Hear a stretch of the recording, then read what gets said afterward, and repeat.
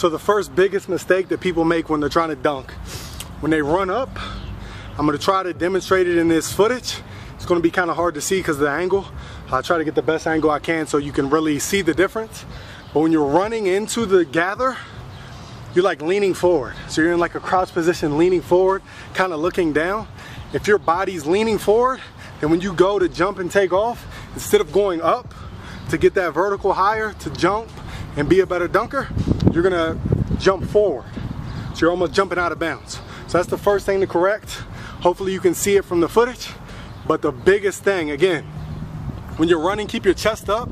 A quick trick is to actually look at like the top of the backboard. Look up at the rim versus looking down at the ball or being in a crouched leaning position.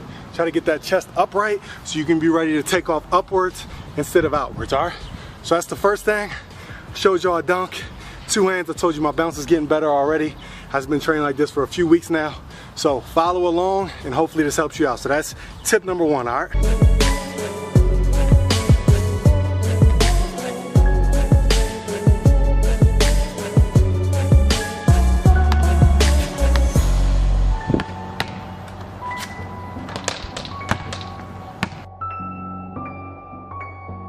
All right, hopefully you can see me. I know there's trees over top of me.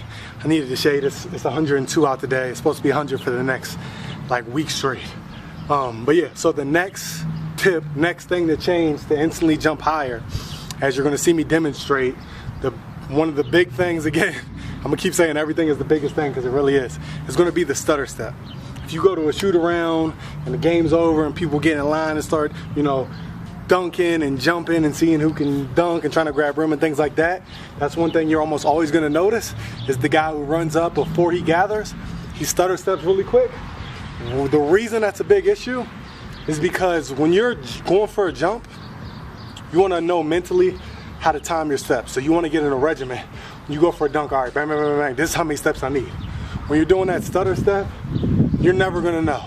Sometimes you take 5 little chops, sometimes you take 10, some people take 3, 2, it doesn't matter. Either way, it's throwing your count off, it's throwing off your coordination, and when you get to the rim, you're either gonna be too close to it and have to jump like straight up under the rim, or you're gonna be too far away, and when you're trying to increase your vertical, you need every inch you can get. So if you have to jump farther, that's taken away from you jumping higher.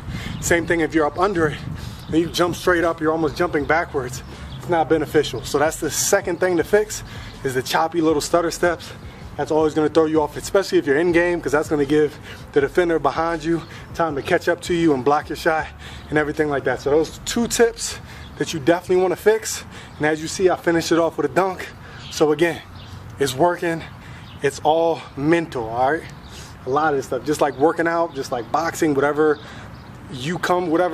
athletic background you come from, there's technique to it. Same thing with dunking and jumping, it's technique. You think high jumpers and people in the Olympics are just jumping because they got bounce? No, they train and they make sure they have the technique down, all right?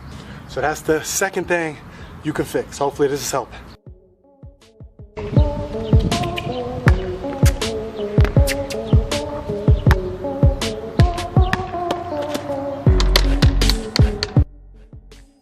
All right, so for the third mistake that people trying to dunk make, it's going to be the hop step. The guy who hop steps before he goes up for a dunk.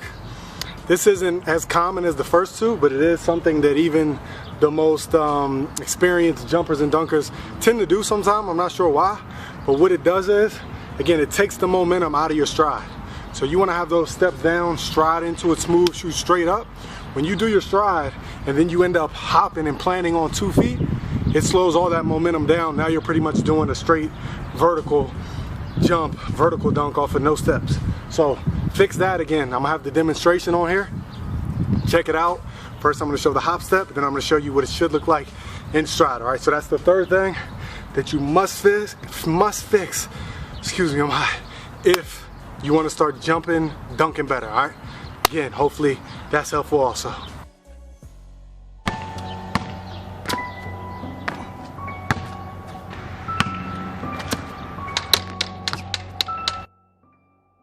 All right, so the next thing, I think this is the 4th tip, it's kind of 2 wrapped into 1. So it's really just a mentality. When you're dunking, it's a mentality. You gotta know what you're attacking the rim for. Don't just attack it on no soft stuff. Think of Russell Westbrook, Blake Griffin, my favorite Gerald Green, people like that. When they get to that rim, they explode. They're thinking about ripping the rim off. So it's a mentality.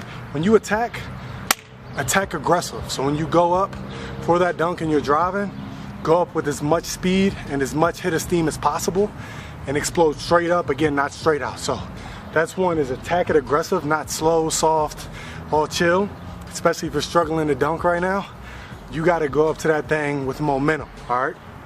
And then the second thing I'm gonna demonstrate on screen is gonna be when you go to gather for that 2-foot jump, get as low as you possibly can, comfortably. Of course, you're not gonna get down like this. But when you go to explode and you're gathering, you should, as soon as you do them 3 steps, you should be coming down with as much momentum again as possible. So that's why I wrapped them both into one trick, one tip, one hack, whatever you want to call it, because it all kind of comes into play together. So attack it aggressively. As you notice, I'll also demonstrate, if you attack it and you come up and you're just straight up just like this, you're not going to get as much explosion as if you come in and you really dig deep into it off of the balls of your feet, because the balls of your feet are one of the strongest probably body parts you have. That's where you get all your explosion from. And then that's gonna lead us into the next tip, is don't run off of your tippy toes. Because if you're running, you're jumping off of your toes, again, you're not getting as much traction into the ground and able to lift up and get that explosion. So that's like 5, 6 hacks, tips, tricks I just showed y'all just right there in about 10 minutes. Hopefully this is helpful. I'm gonna throw in some dunks here at the end, and I think I'm gonna give y'all one more trick. I wanna make sure I cover everything, all right?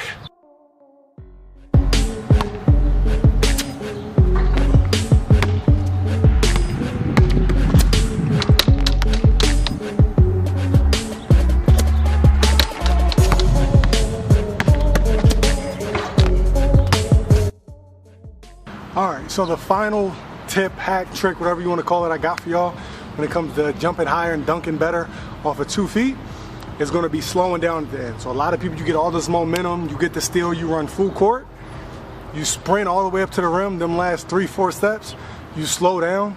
It's like almost because you don't have your footing down, you don't got the technique down, you got your steps all out of whack.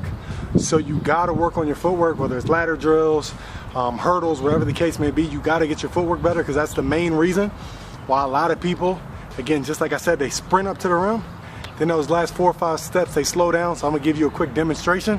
Hopefully you understand what I'm talking about. But that's it. That's like 7 hacks, I think, to show you how to jump higher almost immediately off of 2 feet.